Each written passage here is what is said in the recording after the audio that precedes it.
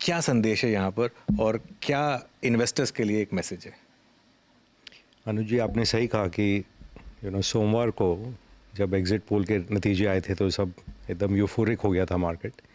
और एक स्केयर ज़रूर आया जब ये लगा कि जो मार्केट ने टेक फॉर ग्रांटेड लिया था कि सिंपल मेजॉरिटी आ जाएगी बीजेपी की और एनडीए की सरकार बनेगी, मग पर जब ये मालूम पड़ा कि कोलिशन बनेगी और ख़ास करके चंद्रबाबू नायडू और नीतीश जी जो कि अब सीनियर मैच्योर लीडर हैं एंड होपफुली वो अपनी लेगेसी छोड़ने की कोशिश में होंगे, रादर देन जैसे 10-15 साल पहले देखा गया था कि जो एक्सट्रैक्शन के मोड में रहते हैं कोएलिशन पार्टनर।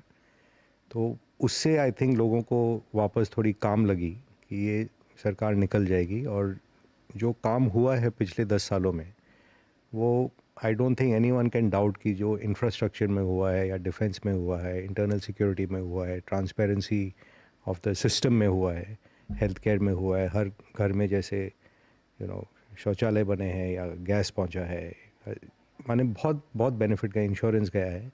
तो ये काम चलते रहे और जारी रहे तो उससे आई थिंक वापस एक बार एक सेंस ऑफ काम आ गया है मार्केट में। But having said that, it is a coalition, opposition is stronger, तो इट्स नॉट कि all things can get passed easily in parliament. And शायद in its wisdom Indian public ने कहा कि हमें कुछ चेक्स एंड बैलेंसेस चाहिए and maybe in the overall scheme of things maybe a good thing. And जैसे मैंने कहा चंद्रबाबू नायडू जो ओरिजिनल सीईओ सीएम थे, उनको रहने से आई थिंक काफ़ी बिल्कुल, जो होपफुल हैं लोग। जिन्होंने शायद एक डेवलपमंट के फेज में एक काफ़ी एक स्टेट में काफ़ी हाँ जी, ओरिजिनल उनको हाँ जी, एक हाँ जी, वो माना जाता था कि राइट, हाँ डेवलपमेंट जी, मैन एक मनीष जी, जब मेरी बात हुई थी आपसे पिछली बार पुणे में फ्लेम यूनिवर्सिटी में, तो जो चीज़ आपने कही थी जो मुझे अब तक स्टक है कि इस सदी में भारत दुनिया की सबसे बड़ी इकॉनमी बनेगा। हाँ जी। आपको लगता है कि पॉलिटिकल वर्डिक्ट इधर उधर होने से उस पर कुछ इम्पैक्ट आएगा नहीं और वो थीसिस जो है वो अभी भी इंटैक्ट है? आई थिंक सो कि कि मैं साइकिलों का काफ़ी स्टूडेंट रहा हूँ कि हर चीज़ का साइकिल रहता है दुनिया में। हम भी दिन होता है, रात होता है, सीजन्स होते हैं। वैसे ही हर एक नेशन का अपना डेस्टिनी होता है। हमारी जो डेस्टिनी थी कि 1000 साल we stayed under foreign rule, और वो जो राइज़ हो रहा है इकोनॉमी का, जो 300-400 साल पहले तक इंडिया और चाइना होते थे बिगेस्ट इकोनॉमीज़ दुनिया के, फिर उन्होंने इंडस्ट्रियल रेवोल्यूशन मिस किया और उसमें डाउनफॉल चालू हो गई। तो अब जो ये राइज़ हुआ है इंडिपेंडेंस के बाद and successive administrations all are doing their best. ऐसा नहीं है कि एक सरकार ख़राब है और एक सरकार अच्छी है, they are all trying to do what best they understand. बिल्कुल। और ये मोमेंटम बनते जाता है एक देश में कि आज जैसे हम पहुंच गए हैं कि हर 1.5 साल में $1 ट्रिलियन ऐड होगी जीडीपी में। अब चाहे सरकार एक्स रहे या वाई रहे, उसमें हो सकता है साल 2 साल का फेर हो, बट जो डेस्टिनेशन है इंडिया का इनएविटेबल है। जैसे कि चाइना में हुआ कि ऐसा नहीं है कि the Chinese are much smarter और मोर हार्ड वर्किंग और मोर केपेबल देन इंडियंस। उनकी राइज़ हुई, उनकी रिफॉर्म हुई और वो हमसे 15 साल आगे पहुंच गए। और वही मोमेंटम मुझे लगता है कि अब भारत का ये टाइम आ गया है। और जो डेमोग्राफिक प्रोफाइल भी है कि यंग है भारत, उससे ये ऑलमोस्ट इनएविटेबल है कि नंबर 3 तो खैर अगले 3-4 सालों में हो जाएंगे। नंबर 2 और नंबर 1 जब तक हमारा 100वां दशक होगा आज़ादी का, I would think by then we will be in striking distance of being the largest economy. And by okay. 75 तो surely I think we will be the largest economy. Okay, बिल्कुल, by 75 will be the largest या economy, ये खैर एक बड़ा view इस समय। अच्छा, एक चीज़ मनीष जी, अब क्योंकि हम मार्केट की बात कर रहे हैं, एक बहुत बड़ी बुल मार्केट में हम हैं इस समय। अ, 2003 से जो 8 की बुल मार्केट थी वो करीब 5 साल की थी। ये कोविड के बाद बुल मार्केट शुरू हुई है, तो तकरीबन हम 4 साढ़े 4 साल इस बुल मार्केट में आ चुके हैं। क्या ये एक एजिंग बुल मार्केट है या क्या इसको दूसरे तरीके से देखना होगा कि नहीं, अभी ये हम समवेयर इन द मिडिल है? अनुज, आई थिंक 2008 के बाद जो दुनिया में नोट प्रिंटिंग का सिलसिला जारी हुआ वो अब तक ख़त्म नहीं हुआ है। बिल्कुल। एंड वाइल फेड कहता रहता है कि मैं इंटरेस्ट रेट घटाऊंगा, मैं क्वांटिटेटिव ईजिंग को रिवर्स कर रहा हूँ, जो दूसरी बड़ी बैलेंस शीट है जो कि गवर्नमेंट की है अमेरिका में, वो अब तक ऐसे चला रहे हैं कि कोविड क्राइसिस है या 2008 का क्राइसिस है। तो they are almost neutralizing whatever the Fed is doing. तो ये जो इजी मॉनेटरी कंडीशन है जो कि इवन यूएस बुल मार्केट को उन्होंने एक्सटेंड कर रखा है, एंड उसमें नई नई चीज़ उनको मिलते रहते हैं। जैसे वहाँ पे एनवीडिया और Eli Lilly these are the two dominant themes in America कि इसके ऊपर उनकी मार्केट चलती जा रही है। एंड इतना पैसे का जोर है कि जो इन्फ्लेशन को ये लोग कर्ब करना चाह रहे हैं वो नहीं कर पा रहे हैं, because they don't want to take the reality कि स्टैंडर्ड ऑफ लिविंग अब घटनी चाहिए, क्योंकि एजिंग डेमोग्राफिक्स है और बहुत ज़्यादा इनोवेशन जैसे यूरोप जापान में हमने देखा कि कुछ पिछले 10-20 सालों में कुछ खास निकला नहीं है।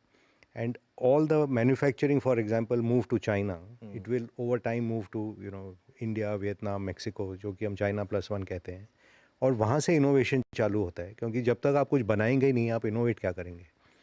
सो ये जो आप कहते हैं बुल मार्केट, जब तक ये मनी प्रिंटिंग का सिलसिला ख़त्म नहीं होगा, ये बबल की ओर जा रहा है ये market. And US looks like at some point it should top. India में भी आई एम सरप्राइज कि मैं वैल्यू इन्वेस्टर रहा हूँ, एंड इट्स वेरी हार्ड कि जब जब हम देश के लिए बहुत बुलिश हैं और मार्केट में भी बाय एंड लार्ज हम ऑलवेज बुलिश ही रहते हैं, बट अल्टीमेटली वैल्यूएशन डिसाइड्स। और आज ये मार्केट रिटेल के जोर पे चल रहा है। जो मैं कहता हूँ नॉलेजेबल इन्वेस्टर हैं, जो स्ट्रेटेजिक इन्वेस्टर्स हैं, कंपनी हैं, एमएनसीज है, वो शेयर बेचते हैं, प्राइवेट इक्विटी शेयर बेचते हैं। इंस्टीट्यूशनल इन्वेस्टर फॉरेन के अब तक आए नहीं है, जबकि सबको आना है, सबका मन है इंडिया में। इसलिए जब भी यहाँ डिप होता है बाइंग आ जाती है।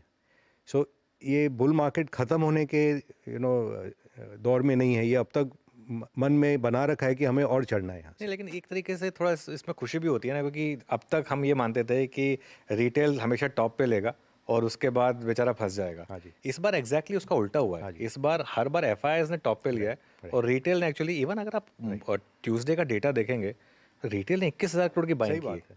नहीं, एक तो as a Indian I am always happy कि अपने देश में पैसा बने। हाँ। और जो आप टॉप की बात कर रहे हैं, ये जब तक rising top rising bottom formation है मार्केट में, तब तक हम कह सकते हैं कि हमने कमाया। बट ये इवेंचुअली क्या होता है, जब मार्केट का क्लाइमैक्स होता है, बड़ा पैसा वहाँ जाके लगता है और वहाँ जाके फंसता है।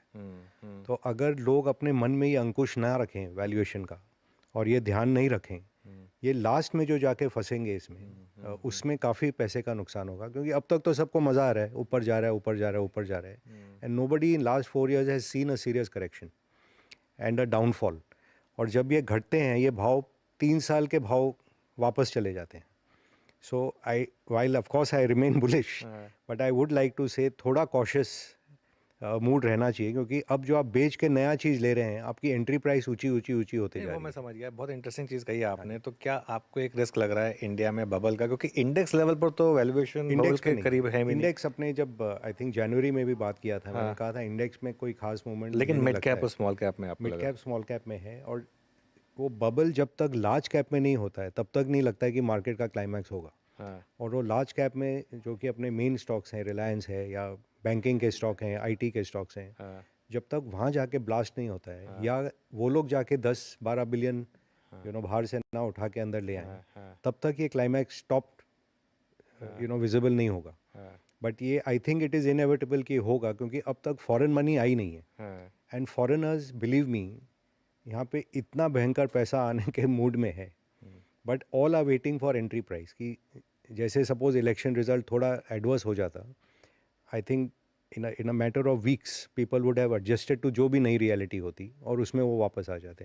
बिल्कुल। आजकल वो टाइमिंग क्यों नहीं मिलता है? एक तो रिटेल का जोर, दूसरा आजकल most buying takes place algorithmically by हाँ। कंप्यूटर्स। हाँ। हाँ। तो जो हम लोग साइजिंग करते थे कि पहले हाँ। थोड़ा लेते हैं और फिर उसको साइजिंग कर करके पोजीशन बढ़ाते हैं, वो कंप्यूटर्स आजकल literally within minutes they finish it. हाँ। हाँ। तो the speed of response on the way up हाँ। And on the way down, I don't think will be available this time. बिल्कुल। तो बबल में कितना टाइम है इंडिया में आपके हिसाब से? See bubble, no one can see in hindsight, और ओनली इट्स असली विजिबल। असली पैसा तो जब बबल बन रहा होता तभी बनता है। नहीं नहीं, it's incredible money, and I relate back. जैसे 2000 में जब बबल बना था, हाँ। आई थिंक बाय 99 सबको समझ में आ गया था कि ये Y2K का बबल बन रहा है। हाँ। और फिर भी 2001 के जाके मार्च में शायद फूटा था ये। हाँ। और maximum money was made in the last 6 months।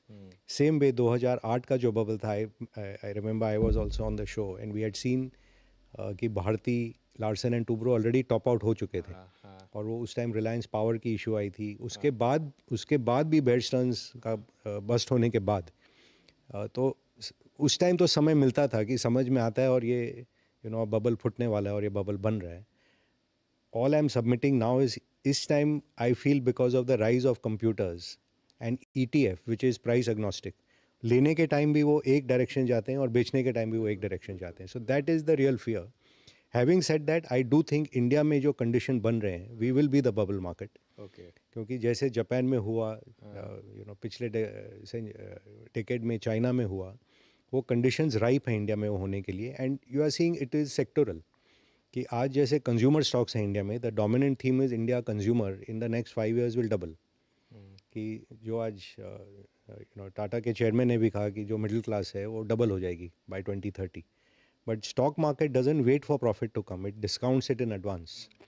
सो जो भी अपने होम कंजम्पशन के कंपनीज हैं, रेस्टोरेंट्स हैं, रिटेल के शेयर्स हैं, एफएमसीजी के शेयर हैं, कंज्यूमर ड्यूरेबल्स के शेयर हैं, it is a dominant theme and the momentum of earning is there, but the multiples are fantastic. माने 10 मिलियन प्रॉफिट कमाते हो और 10,000 करोड़ की वैल्यूएशन होती है. मेरा अगला सवाल इसी पर था कि क्या इंडिया में अब वैल्यू इन्वेस्टिंग डेड हो चुकी है, पूरा मोमेंटम इन्वेस्टिंग कभी नहीं होता है. अब इस दौर में मोमेंटम है. तो मार्केट का साइकिल में हरदम ऐसे ही होता है कि शुरू में रिप्लेसमेंट वैल्यू, बुक वैल्यू, ये सब पे ध्यान देते हैं, एकदम डीप वैल्यू. फिर वो आता है कि ग्रोथ एंड रीजनेबल प्राइस. फिर आते हम लोग स्टार्ट थिंकिंग कि अब इसमें आगे में क्या हो सकता है, लेट्स थिंक ऑप्शन वैल्यू. और लास्ट फेज में मोमेंटम होता है. तो अलग अलग सेक्टर में ये चल रहा है. जैसे another favourite sector is semiconductor, EMS. And for sure 40-50% growth इनमें अगले 3-4 साल में. I don't think there any problem. But multiple भी 70-80 के मल्टीपल हैं. तो 3 साल में अगर 50% भी ग्रो हुए, फिर भी they will and up at 30 multiple 3 years from now. And हमने ये आईटी में भी देखा ना कि एक बार इन्फोसिस के भी 100 के मल्टीपल होते थे. आज 20 के मल्टीपल पे किसको नहीं लेना है. कंपनी तो वही है, बहुत बढ़िया कंपनी है, वेल रन कंपनी है. So eventually multiples converge to return on equity. कि आप अपने नेटवर्थ पे आप क्या कमा सकते हो. और नेटवर्थ पे जो कमाई है अल्टीमेटली कन्वर्जेंस इज 15-20% ओनली. तो 20 के मल्टीपल के ऊपर आप जो भी ले रहे हो, यू शुड बी क्लियर कि मैं ये 3 साल, 5 साल, 8 साल आगे देख के ले रहा हूँ और इस 8 साल में कुछ भी हेरफेर नहीं होनी चाहिए. मेरे कन्विक्शन में भी और कंपनी के भी अर्निंग ट्रेजेक्ट्री में. So it suits. ऐसे कुछ नहीं है कि आप ऊंचे मल्टीपल का शेयर लेके नहीं कमा सकते हो. Actually the best companies with high multiples, if they continue at that rate, maximum money वहाँ बनता है. जैसे टाइटन का बहुत फेमस एग्जाम्पल है. राकेश जी ने बहुत कमाया टाइटन में. It was not a cheap stock at any time. And as it continue delivering, you continue to make wealth over there. Okay, चलिए एक बहुत छोटा सा ब्रेक ले रहे हैं हम. इसके बाद इस कॉन्वर्सेशन कंटिन्यू करेंगे मनीष चौखानी के साथ.